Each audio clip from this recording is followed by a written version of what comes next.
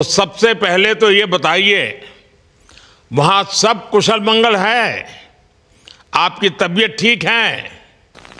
जी प्रधानमंत्री जी, बहुत बहुत धन्यवाद। आपकी विशेष का और 140 करोड़ मेरे देशवासियों की विशेष का मैं यहाँ बिल्कुल ठीक हूँ, सुरक्षित हूँ। आप सबके आशीर्वाद और प्यार की वजह से बहुत अच्छा लग रहा है। बहुत नया एक्सपीरियंस है ये।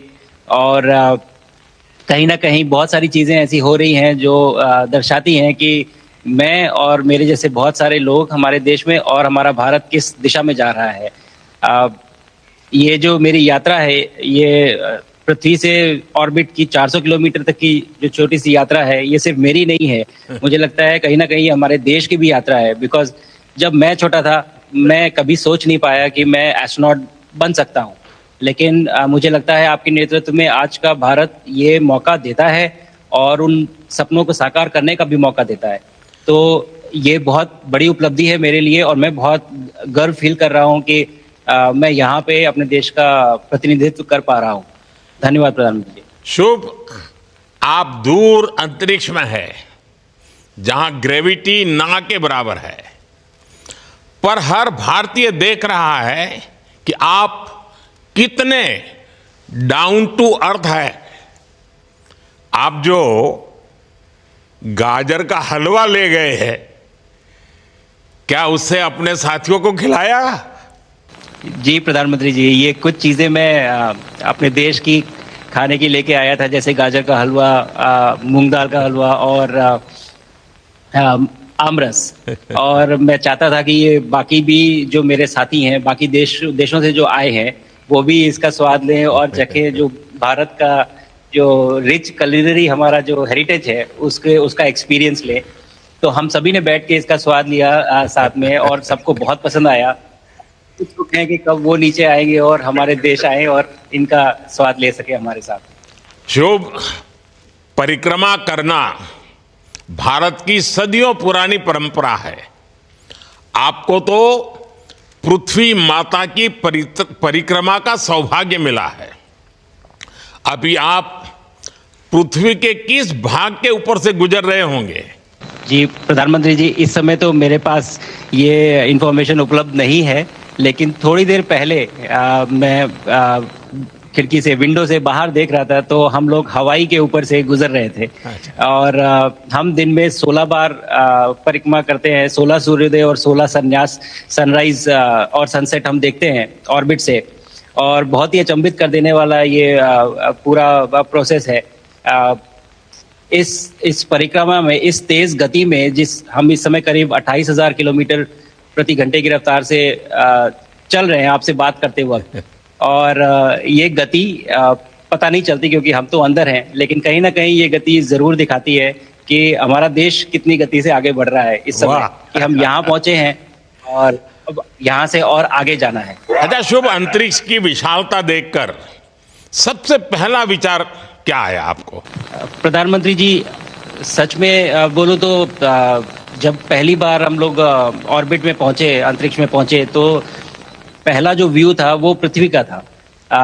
और पृथ्वी को बाहर से देख के जो पहला ख्याल और पहला जो थॉट मन में आया वो ये था कि पृथ्वी बिल्कुल एक दिखती है। मतलब बाहर से कोई सीमा रेखा नहीं दिखाई देती, कोई बॉर्डर नहीं दिखाई देता। और दूसरी चीज़ जो बहुत नोटिसेबल थी, जब पहली बार भारत को देखा, तो हम मैप पे पढ़ते हैं भारत को, हम देखते हैं बाकी देशों का आकार कितना बड़ा है, हमारा आकार कैसा है, वो मैप पे देखते हैं। लेकिन वो सही नहीं होता क्योंकि वो एक हम 3D ऑब्जेक्ट को 2D यानी पेपर पे हम उतारते हैं। भारत सच में बहुत भव्य दिखता है, बहुत बड़ा दिखता है, जितना हम मैप पे देखते हैं उससे कहीं ज़्यादा बड़ा। और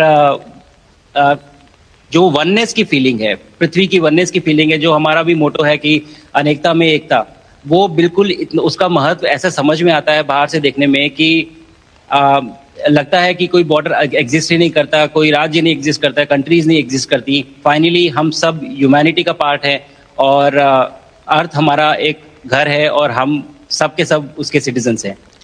शुभांशु, स्पेस स्टेशन पर जाने वाले आप पहले भारतीय हैं। आपने जबरदस्त मेहनत की है, लंबी ट्रेनिंग करके गए हैं। अब आप रियल सिचुएशन में है, सच में अंतरिक्ष में है, वहां की परिस्थितियां कितनी अलग हैं, कैसे एडप्ट कर रहे हैं? यहाँ पे तो सब कुछ ही अलग है प्रधानमंत्री जी। ट्रेनिंग की हमने पिछले पूरे 1 साल में। सारे सिस्टम्स के बारे में मुझे पता था, सारे प्रोसेस के बारे में मुझे पता था, एक्सपेरिमेंट्स के बारे में मुझे पता था, लेकिन यहाँ आते ही सडनली सब चेंज हो गया। बिकॉज हमारे शरीर को ग्रेविटी में रहने की इतनी आदत हो जाती है कि हर एक चीज़ उससे डिसाइड होती है। पर यहाँ आने के बाद चूंकि ग्रेविटी माइक्रो ग्रेविटी है, एब्सेंट है, तो छोटी छोटी चीज़ें भी बहुत मुश्किल हो जाती हैं। अभी आपसे बात करते वक्त मैंने अपने पैरों को बांध रखा है, नहीं तो मैं ऊपर चला जाऊंगा। और माइक को भी जैसे छोटी छोटी चीजें हैं, इसको छोड़ के दूं तो भी ये ऐसे फ्लोट करता रहता है। पानी पीना, पैदल चलना, सोना बहुत बड़ा चैलेंज है। आप छत पे सो सकते हैं, आप दीवारों पे सो सकते हैं, आप जमीन पे सो सकते हैं। तो पता सब कुछ होता है प्रधानमंत्री जी, ट्रेनिंग अच्छी है, लेकिन वातावरण चेंज होता है तो थोड़ा सा यूज टू होने में 1-2 दिन लगते हैं, बट फिर ठीक हो जाता है। भारत की ताकत साइंस और स्पिरिचुअलिटी दोनों है। आप अंतरिक्ष यात्रा पर हैं, लेकिन भारत की यात्रा भी चल रही होगी, भीतर में भारत दौड़ता होगा। क्या उस माहौल में मेडिटेशन और माइंडफुलनेस का लाभ भी मिलता है क्या? जी प्रधानमंत्री जी, मैं बिल्कुल सहमत हूँ। मैं कहीं ना कहीं ये मानता हूँ कि भारत ऑलरेडी दौड़ रहा है, और ये मिशन तो केवल एक पहली सीढ़ी है उस एक बड़ी दौड़ का। और हम ज़रूर आगे पहुँच रहे हैं, और अंतरिक्ष में हमारे खुद के स्टेशन भी होंगे और बहुत सारे लोग पहुँचेंगे। और माइंडफुलनेस का भी बहुत फ़र्क पड़ता है। बहुत सारी सिचुएशंस ऐसी होती हैं नॉर्मल ट्रेनिंग के दौरान भी या फिर लॉन्च के दौरान भी, जो बहुत स्ट्रेसफुल होती हैं, और माइंडफुलनेस से आप अपने आप को उन सिचुएशंस में शांत रख पाते हैं, और अपने आप को काम रखते हैं, अपने आप को शांत रखते हैं, तो आप अच्छे डिसीजन ले पाते हैं। कहते हैं कि दौड़ते हुए भोजन कोई भी नहीं कर सकता, तो जितना आप शांत रहेंगे उतना ही अच्छे से आप डिसीजन ले पाएंगे। तो आई थिंक माइंडफुलनेस का बहुत इंपॉर्टेंट रोल होता है इन चीज़ों में। तो दोनों चीज़ें अगर साथ में प्रैक्टिस की जाएं तो ऐसे एक चैलेंजिंग एनवायरनमेंट में या चैलेंजिंग वातावरण में मुझे लगता है ये बहुत ही यूजफुल होंगी, और बहुत जल्दी लोगों को अडेप्ट करने में मदद करेंगी। आप अंतरिक्ष में कई एक्सपेरिमेंट कर रहे हैं, क्या कोई ऐसा एक्सपेरिमेंट है जो आने वाले समय में एग्रीकल्चर या हेल्थ सेक्टर को फायदा पहुंचाएगा? जी प्रधानमंत्री जी, मैं बहुत गर्व से कह सकता हूं कि पहली बार भारतीय वैज्ञानिकों ने 7 यूनिक एक्सपेरिमेंट्स डिज़ाइन किए, जो कि मैं अपने साथ स्टेशन पे लेके आया हूं। और पहला एक्सपेरिमेंट जो मैं करने वाला हूं, जो कि आज ही के दिन में शेड्यूल्ड है, वो है स्टेम सेल्स के ऊपर। सो अंतरिक्ष में आने से क्या होता है कि ग्रेविटी चूंकि एब्सेंट होती है तो लोड खत्म हो जाता है, तो मसल लॉस होता है।